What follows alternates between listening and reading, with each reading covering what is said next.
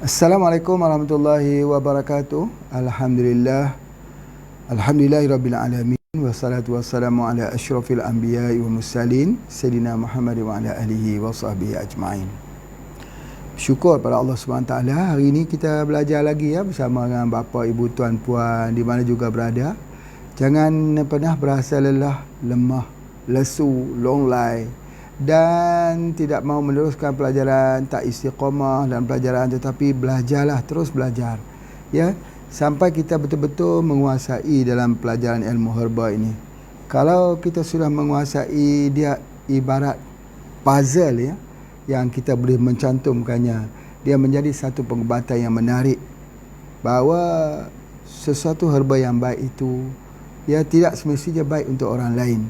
Sesuatu herba yang tidak sesuai dengan seseorang itu mungkin sesuai dengan orang lain. Jadi kita kena mempunyai banyak pengetahuan apabila kita nak mencadangkan pengobatan kepada seseorang. Kerana pengetahuan yang banyak inilah yang akan menjadikan nilai pengobatan itu dipandang tinggi oleh orang. Hari ini orang tak nilai kita di dalam penilaian yang tinggi. Jangan kita salahkan pada orang kerana kemampuan kita menguasai dalam ilmu herba itu sangat kurang. Ilmu herba ni harus dipelajari minima ialah 7 tahun. Itu kalau kita sudah ada asas, kita buka praktik, akan mempercepatkan lagi ilmu pengetahuannya. Masya Allah.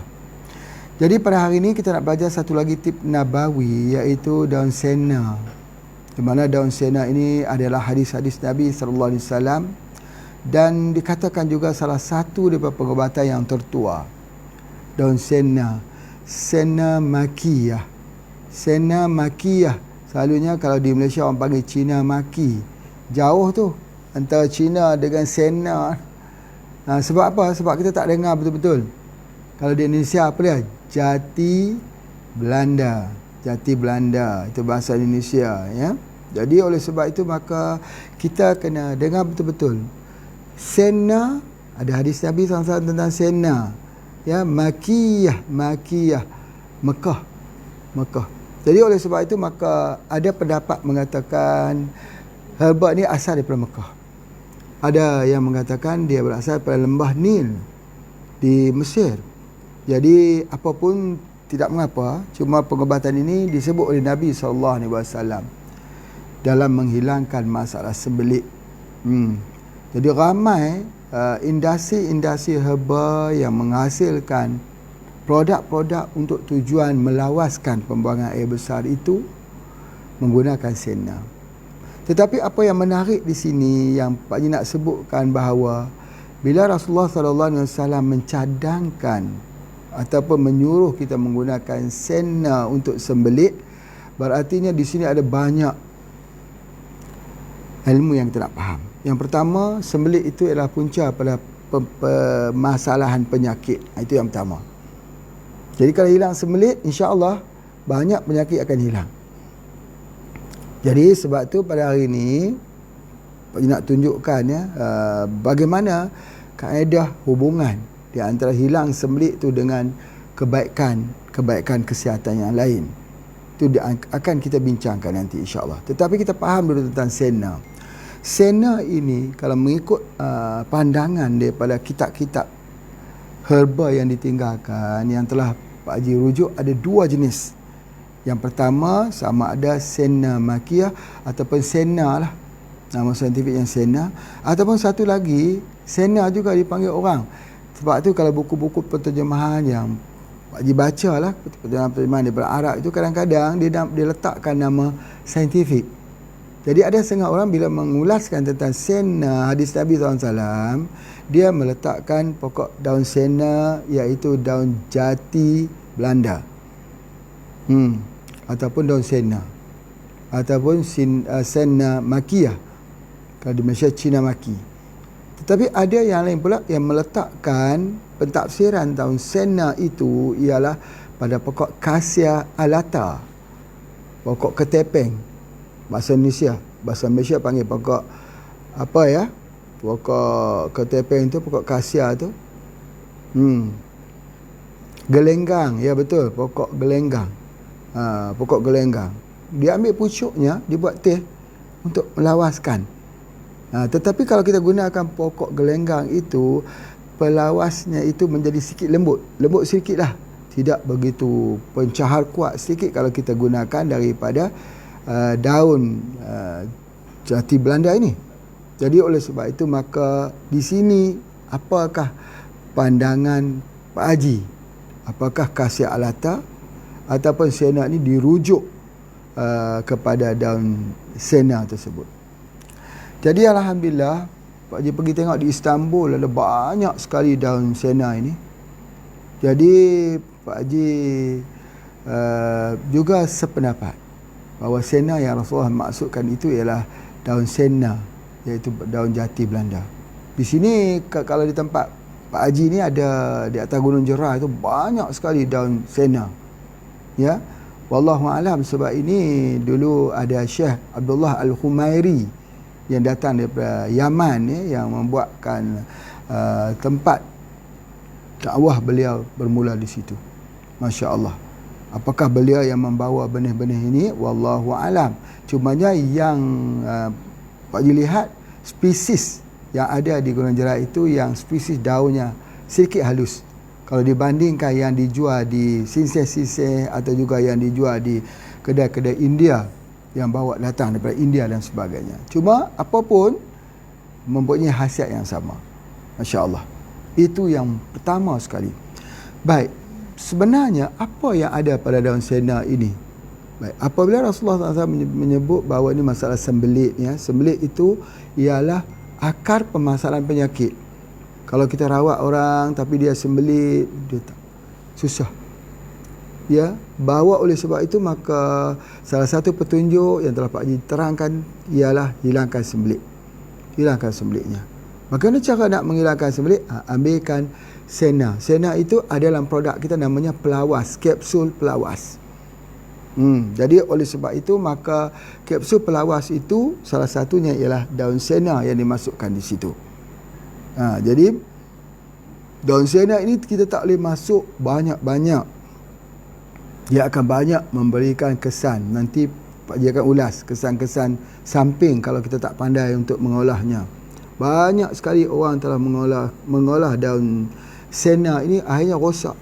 Rosak peritasis usus itu dia sudah tidak boleh bekerja lagi. Sebab dia loose. Dia keluar terus. Sebagainya. Baik. Sebelum itu, antara sena dengan khasiat alata ini yang Pak Haji gunakan, khasiat alata digunakan untuk ubat gatal. Dia buatnya sabun. Ketepeng kita buat sabun. Sebenarnya untuk kulit, masalah gatal kulit boleh menggunakan juga daripada sena. Sena ini dia mempunyai antiseptik. Ya, antiseptik. Dan dia sangat baik kalau kita gunakan untuk penyakit-penyakit kulit. Baik, hubungan di antara usus dengan penyakit kulit. Kalau usus kita kotor, maka penyakit kulit kita jadi tidak elok. Jadi sebab itulah maka bila kita perbaiki usus, sembelit kita, jadi pada ketika itu muka yang berjerawat dia jadi elok. Ya, dia jadi elok. Kulit kita pun akan jadi elok. Gatal-gatal tubuh badan kita akan jadi elok. Sebab apa? Sebab colon cleansing. Itu adalah antaranya. Jadi oleh sebab itu maka sena ni digunakan untuk kulit, untuk kudis, untuk kurap, untuk gatal-gatal. Kita gunakannya itu. Jadi bagaimana cara menggunakan? Ambil pelawas. Ambil pelawas yang telah HP keluarkan itu, lawas itu, ya. Tetapi kalau kita sudah berusia macam usia Pak Haji ni, kita kena ada buat program dinamakan colon cleansing. Apa makna colon cleansing? Berartinya dalam masa 3 bulan kita kena buat sekali colon cleansing, ya. Ataupun 6 bulan sekali kena buat colon cleansing. Macam juga kita makan ubat cacing pun begitu juga. Ya, kita kena makan 6 bulan sekali. Tetapi colon cleansing ini kalau boleh kita buat 3 bulan sekali. Apa yang perlu kita ambil ketika colon cleansing ini? Ada 3, iaitu lawas, tujuh angin dan spirina. Lawas, tujuh angin dan spirina. Jadi bila kita ambil ketiga-tiga ni, dia membuatkan satu sinergi bagi tubuh badan kita itu flush dengan lembut, yang Pak Haji kata emollient semalam. Ini lembut. Ya, bila dia keluarkan dengan cara yang lembut itu, maka banyak penyakit-penyakit tertolak. Ya, sebab dia adalah antivirus, antibakteria dan anti kepada fungus, jamur.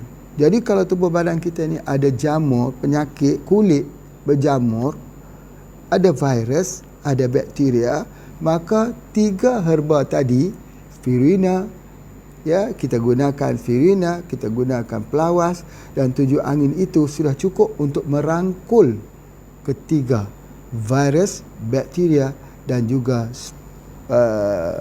cendawan, jamur. Itu di antaranya. Jadi oleh sebab itu termasuk dalam satu program colon cleansing. Ya, program colon cleansing ini diterapkan bila kita membuat perawatan kepada seseorang. Biarpun orang tu kata saya memang lawas, ya, saya tidak ada masalah tentang pembuangan air besar, sebab kita tak boleh menerima kenyataan tersebut. Sebab dia sudah terbiasa dengan sembelit, dia tidak akan mengatakan bahawa dia sembelit. Itu yang harus kita fahami, ya. Okey. Jadi oleh sebab itu maka selalunya daun sena ini dijadikan ubat untuk kurus badan. Betul, bagus, dia ada membakar lemak. Ya, jadi oleh sebab itu bila Pak Haji kata dia bakar lemak, dia berfungsi di hati, dia berfungsi di liver.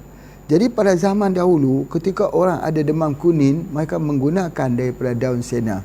Jadi oleh sebab itu kalau ada masalah orang kuning, penyakit liver, penyakit hepatitis, ya, jadi gunakan 3 saja colon cleansing set. Dah cukup dah. Sebab di situ adalah untuk ubatan liver. Memang betul pun, ya, ada 2 sebab kenapa orang boleh jadi kurus bila mengambil 3 produk ini. Ya, colon cleansing. Sebab apa? Yang pertama, ya, dia mempercepatkan waktu supaya jangan ada transit, memendekkan waktu transit makanan di dalam usus dalam tubuh kita. Ya, dalam usus kecil misalnya, dia akan mempercepatkan keluar. Jadi tidak semua kalori itu diserap. Jadi oleh sebab itu kalau dia makan, dia akan menyebabkan dia akan jadi kurus. Tetapi Pak Haji nak sebutlah, setelah Pak Haji meneliti, ya, dalam bulan Ramadan ini satu metodologi makanan Rasulullah sallallahu alaihi wasallam, dan sekarang ni Pak Haji cuba untuk mempraktikkannya. Alhamdulillah, kita dapat menurunkan berat badan yang cepat. Apa dia? Yang pertama, ya, dalam piring makanan kita tak boleh menambah.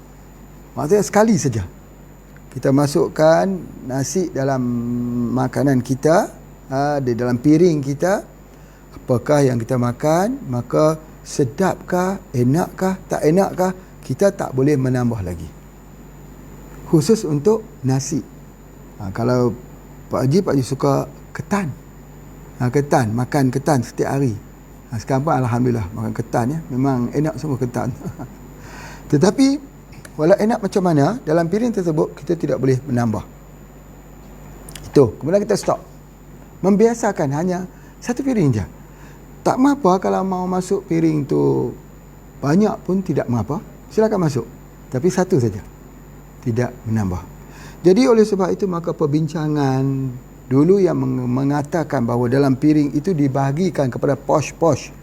Yang separuhnya mesti sayur-sayuran. Itu terbaik. Bagus.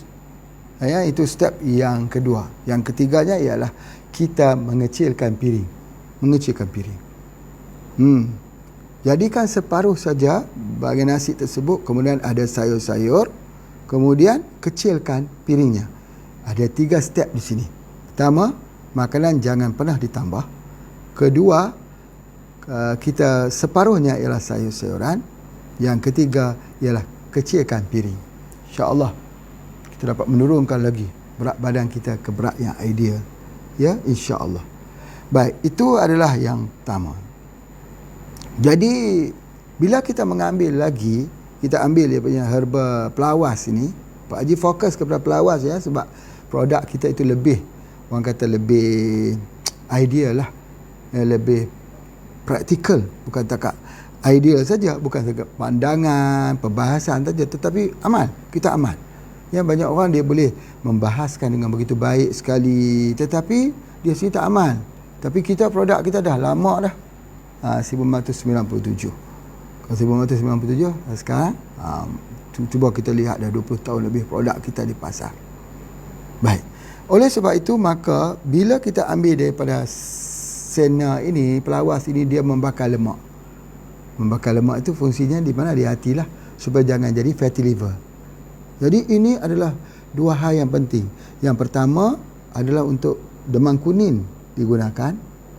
Yang kedua, dia digunakan juga untuk membakar lemak, untuk menurunkan berat badan. Masya-Allah. Pak Haji buat perawatan setiap hari sekarang ni ya. Walaupun dalam keadaan begini, orang susah, sakit, sentiasa datang. Soalan yang paling banyak sekali ialah masalah lutut. Lutut, kami tak boleh diri solat sambil berdiri katanya. Kalau dah duduk di bawah nak bangun, Masya Allah. Tapi kena duduk atas kerusi. Kalau kerusi, Alhamdulillah, boleh bawa mobil, boleh bawa kenderaan. Tapi kalau duduk di bawah nak bangkit, katanya kena buat putaran 360 darjah. Maksudnya begitu, begini, nak untuk kuat. Sebab apa? Lutut. Soalannya, kenapa lutut menjadi masalah? Apa hubungan lutut dengan usus? Ini yang sangat penting. Ya. Ada satu orang lagi yang Pak Haji kenal, dia badan dia obes sekali. Jadi macam mana cara nak buat obes ni? Dia dinasihati untuk membuat operation usus. Usus itu dipotong. Ya, dipotong. Alhamdulillah, operation pun telah berjaya dan memang betul kita nampak kurus. Alhamdulillah, mudah-mudahan sihat lah, mudah-mudahan sihat. Baik, cumanya usus itulah yang menentukan berat badan. Dan berat badan ini yang menentukan kesihatan lutut. Kesihatan lutut. Memang untuk lutut ini, kalau dalam pelajaran ilmu herba, ambil 2 senduk besar ataupun 2 sudu besar madu lebah tualang sebelum tidur malam dan pada waktu pagi. Itu adalah resep untuk lutut supaya dapat kuat sampai di usia senja. Tetapi kalau badan kita besar, masih lagi tidak berjaya lutut itu menampung berat badan tersebut. Jadi oleh sebab itu maka caranya ialah bagaimana untuk membuatkan lutut kita berfungsi kuat sebagainya, jangan menampung terlalu berat, kurangkan berat badan. Jangan salahkan baju yang kita pakai kalau kita tak boleh pakai. Yang sudah kita boleh pakai bulan lepas, bulan ni dah tak boleh pakai. Itu sebab apa? Sebab jangan salahkan baju itu kecil, tetapi salahkan badan yang besar. Jadi oleh sebab itu baju-baju kita tu dah siap boleh dipakai semula. Ya, setelah Ramadan ditambah dengan 6 hari, insya-Allah siap boleh dipakai semula. Itu yang kita harus lihat ya, bahawa kena menjaga dia punya kesihatan. Masya-Allah. Baik, itu adalah lemak jadi digunakan untuk demam kuning. Demam kuning. Namun begitu, ada satu hal lagi yang Pak Haji nak cerita, ialah tentang orang yang kekurangan darah, anemia. Anemia ya. Anemia kita ada produk kita HB ya, kita ada HB anemia, sangat bagus. Sangat-sangat bagus. Amaranthus spinosus. Ya, nanti habis pada kuliah ini ada 2 kuliah lagi. Pak Haji akan mengulas berdasarkan penyakit. Misalnya anemia, apa dia herba untuk anemia pula? Herba dan produk. Alhamdulillah. Itulah nak bagi tahu kepada umum bahawa kenapa kita keluar produk yang begitu banyak sekali. Hampir-hampir keluar produk. Setiap bulan produk baru keluar, didaftar, yang belum sempat didaftar lagi dan sebagainya. Sebab apa? Sebab dia ni mesti bersesuaian dengan kehendak-kehendak. Misalnya anemia lah. Anemia, kalau dahulu kita gunakan pelawas itu untuk anemia. Pelawas kan untuk lawas. Mana ada hubungan dengan anemia? Tidak. sesuatu herba tadi, pokok sena bukan ditulis untuk pelawas saja. Pokok sena juga adalah untuk anemia. Masyarakat dahulu menggunakan, meresepkan pokok sena ini untuk anemia. Jadi oleh sebab itu, guna saja pelawas. Kolon cleansing saja. Kolon cleansing saja. Satu kaedah yang paling mudah. Sebab apa? Kolon cleansing ada juga spirulina. Spirulina kan juga untuk menambah darah. Zat besi yang tinggi. Ada herba tujuh angin yang boleh disinergikan untuk menguatkan lagi obat tersebut. Jadi itu adalah di antara untuk anemia kita gunakan juga. Tetapi kalau kita gunakan satu saja boleh tak? Kita gunakan misalkan kata daun senamaki saja. Boleh tak? Boleh dibuat teh. Tetapi harus tidak boleh tinggi kadarnya. Nanti dia jadi diarrhea, mencret, cirit berit. Tak boleh. Begitu. Jadi kebiasaannya kalau dalam pengobatan yang diterapkan di HPA namanya perubatan jawi. Jawi. Iaitu Pak Haji akan mensinergikan, mencampurkan herba. Dia panggil synergistic herb. Dia tak bergantung pada herba tunggal. Sebab apa? Sinergi itu Pak Haji dah terang ada 4 tujuannya sebagainya. Nama perubatan tu jawi, perubatan jawi. Biar memang betul lah. Orang-orang di Padang kata jawi itu tak boleh lah Pak Haji. Kenapa? Sapi, lembu. Lembu di Padang dipanggil jawi. Aduh, subhanallah. Ya, Pak Haji pula nama perubatan jawi, perubatan untuk lembu kah? Bukan. Bukan perubatan untuk lembu, perubatan untuk manusia. Ya. Jawi ini singkatan daripada J. J itu ialah Jejawi. Nama tempat Pak Haji. Namanya Jejawi. Oh, jadi perubatan ni Pak Haji mengambil nama tempat? Ya, mengambil nama tempat. Sebab apa? Apa-apa pun kita mengambil daripada nama tempat. Biasanya Perjanjian Hudaybiyah. Kenapa disebut sebagai Perjanjian Hudaybiyah? Sebab dia buat di Hudaybiyah, di mana pengobatan ini, pengobatan jawi ini dibuat di Jejawi. Asalnya di tempat Pak Haji. Mungkinlah daripada dulu 3 generasi lepas ada di mana-mana negara, wallahu a'lam. Tetapi kita nak memulakan titik siapa yang nak bertanggungjawab tentang pengobatan. Pengobatan bukan satu petua. Petua ambil herba ni, buat begini, buat sebagainya. Pengobatan ialah melihat siapa yang bertanggungjawab dengan resep ini. Siapa yang bertanggungjawab memberikan ilmu ini. Tetapi banyak orang hari ini dia belajar pengobatan dengan petua. Itu tak betul. Seperti belajar hadis tak bersanad. Bukanlah ininya satu benda yang wajib, tetapi kalau kita letak dalam doktrin pengobatan herba, apapun ilmu lah, mesti ada guru. Dia tak boleh berguru dengan buku. Dia tak boleh berguru dengan hanya hearsay, dengar saja. Orang sebut ni bagus-bagus, kita pun buat bagus. Banyak sekali di tempat Pak Haji pun ketika orang cakap pasal mengkudu bagus, banyak pabrik-pabrik mengkudu keluar noni. Sekarang hilang. Ketika orang bercakap sirsak bagus, banyak pabrik sirsak yang keluar. Tapi sekarang hilang. Sebab mereka tak menjiwai. Mereka tidak menjadikan ini sebagai salah satu daripada satu penelitian seni yang dipertanggungjawabkan. Jadi, yang mana pengobatan yang Pak Haji keluar ni, Pak Haji bertanggungjawab. Dan alhamdulillah, fasilitas yang ada kepada Pak Haji dah lebih 30 tahun ini ialah pasien-pasien, pesakit-pesakit. Itu adalah satu yang baik. Walaupun kita sudah berbisnes sampai ke tahap ini, tapi Pak Haji masih lagi menerima pesakit untuk buat perawatan. Walaupun hari ini kita sudah berada di tahap ini, Pak Haji masih lagi pijat orang. Ya, ada ketikanya orang itu perlu kita pijat. Perlu kita urut. Jadi sebab itulah maka Pak Haji nak sebutkan ini Jejawi, Jawi. A tu alamiah. Yang saya panggil A tu alamiah. Alamiah tu daripada sumber alam. Batukah, kayukah, rumput-rumputkah, daripada apa juga daripada faktor alam. Airkah daripada alam. Itu kesemua kita guna. Alamiah. W itu watan. Watan ini ialah tempatan, lokal.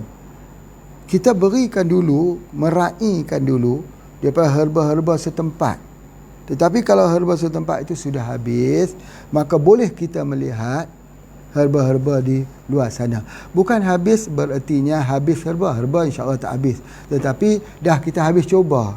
Kita coba masih tak mau sembuh lagi, barulah kita melihat herba-herba yang ada di luar sana. Habatus Sauda bukan tempat kita, tapi hadis Nabi. Ya. Jadi ada yang akhirnya I itu atau I itu ialah ilahiyah. Ilahiyah ini berdasarkan Al-Quran dan sunnah Nabi SAW. Jadi perubatan kita nama perubatan jawi. Ya, perubatan jawi. Ya, jawi, alamiah, watan, ilahiyah. Alamiah dan ilahiyah itu adalah tib nabawi. Jadi oleh sebab itu pengobatan kita ini meneguhkan tauhid, menolak syirik. Pengobatan kita tidak menakutkan orang dengan makhluk-makhluk halus, tetapi memberanikan orang sebagai khalifah di atas muka bumi ini dan menakutkan manusia dengan kekuasaan Allah. Itu adalah pengobatan kita. Jadi kita tak ada dalam benda-benda mistik. Tidak ada tangkai, tidak ada apa jenis-jenis kesurupan dan sebagainya. Kalau kesurupan kita rawat dengan minum kolon cleansing je. Makan kolon cleansing je. InsyaAllah sembuh. Sebab apa? Sebab kita yakin. Kita yakin bahawa Allah akan mendatangkan penyembuhan. Jadi ilahiyahnya dekat mana? Ilahiyahnya kita setiap hari kita beramal. Zikir dengan zikir al-maksurat. Setiap hari kita beramal. Kita berdoa. Kita minta Allah turunkan pertolongan pada setiap pengguna obat-obatan kita. Dan orang tu pun kita suruh dia baca Fatihah. Macam mana kita buat POC. Kita goncang, suruh dia baca Al-Fatihah. Ya, itu ada antaranya. Baik. Kemudian seterusnya, ya, yang pertama Pak Haji sebutkan tadi anemia. Yang seterusnya ialah untuk demam, apa kita panggil demam kepialu. Tipes. Indonesia panggil tipes, kepialu. Demam tipes ini, dia pelawas lah ubat dia. Tak ramai orang tahu tentang tipes ini menggunakan pelawas, ya. Sebab pelawas ini dia antivirus, antibakteria, anti jamur. Jadi oleh sebab itu dia ada antivirus, antibakteria, anti jamur ini ada dalam daun sena itu. Sebab itu istimewa. Istimewa. Jadi tipes itu juga di perut. Kita keluarkan virus-virus, bakteria-bakteria yang kita katakan bakteria-bakteria yang meracun tersebut, E. coli-nya dan sebagainya, kita keluarkan. Itu istimewanya. Dalam pengobatan herba, dia tidak pendam. Dia tidak makan kalau orang itu ada, misal kata mencret, diarrhea, ceret beret. Apa yang mesti kita buat? Berikan dia dengan pelawas. Orang kata nak pelawaskan apa lagi? Dia kan sudah mencret, kenapa nak pelawas lagi? Itulah pengobatan. Itulah seninya pengobatan. Bila orang tu mencret, berikan dia pelawas. Supaya jangan tinggal racun yang menyebabkan mencret itu berada dalam usus. Baik, soalannya, cuba dengar betul-betul. Kenapa wanita selepas bersalin masih berlaku pendarahan? Terus pendarahan yang panjang. Sudah tentu salah satu sebabnya ialah kerana plasenta, uri masih pecah dan tertinggal di dalam rahim. Selagi ada uri tersebut yang tinggal, dia akan terus berdarah. Apa mesti dibuat? Dikurat. Apa yang mesti dibuat? Iaitu dicuci. Ya, dibuang. Bila dibuang baru dihenti pendarahan tersebut. Begitulah juga dengan keadaan yang berlaku apabila orang itu ada diarrhea, muntabir. Muntabir itu kerana ada bakteria. Jadi bakteria itu kita tak boleh pendamkan, kita tak boleh mematikan dia di dalam usus kita. Tidak boleh. Tak boleh mematikan bakteria itu di usus. Tapi kita kena keluarkan. Macam mana cara keluarnya? Iaitu mengambil pelawas. Lawas dengan mencret beda. Ya, berbeza. Mencret yang keluarnya adalah air. Direct yang keluar adalah air. Sebab tu dia jadi dehydration. Pelawas dia keluarkan semua. Sama juga dengan bekam. Misal kata bekam. Ya, bekam misalnya. Bekam dengan derma darah. Sama tak? Tak sama. Derma darah itu dia keluar semua. Darah-darahnya, sel darah putihnya, sel darah merahnya. Bekam mengeluarkan darah-darah yang kotor, yang rosak sahaja. Sel darah putihnya tak keluar. Sel darah merah yang rosak saja yang keluar. Beza tak? Beza sekali. Jadi pelawas dengan daria samakah? Beza sekali. Baik, Pak Ji hentikan dulu untuk kita tengok iklan yang disediakan. Silakan.